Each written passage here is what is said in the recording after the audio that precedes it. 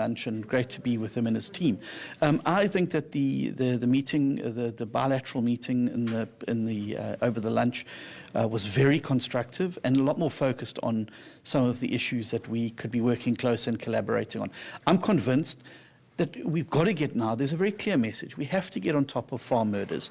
We can't pretend they're not happening. We can't explain them away. We've got to now actually get on top of dealing with them.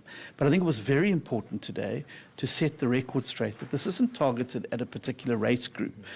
There are black farmers, black farm workers, whose names are also on the wall of remembrance at the Nampo showgrounds that are represented by those white crosses.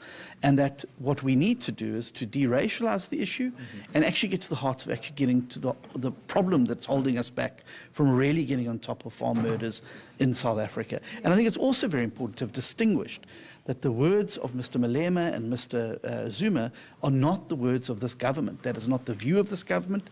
I regard farmers as absolutely essential to our country's food security and well-being, and we need every farmer we can have and keep in South Africa. It's also not just a matter of getting on top of farm murders, it's murders writ large, right? Farmers are not the only people that are being killed in South Africa. There's a crime problem. We've got a crime problem in South Africa, and I certainly am never going to sugarcoat that. We need to be honest, we need to own it, but we also need to then set out, and I think that's what the White House and others want to see. What are you doing about it? And I think we need to be more clear about the steps we're going to take to work with SAPs, with private security companies, with intelligence-led operations to get on top of crime in South Africa. There was a lot of talk from, for example, Johan Rupert calling for collaboration with drones and tech and recapacitating rural police stations. Did you hear more about that in the private? Well, I made the point very clearly to the President that it is actually American technology that's helping, for instance, the city of Cape Town and the Western Cape, although policing is a national function, get on top of gang violence. It is great technology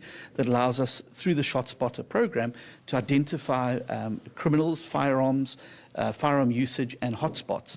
And we said the more technology we can get,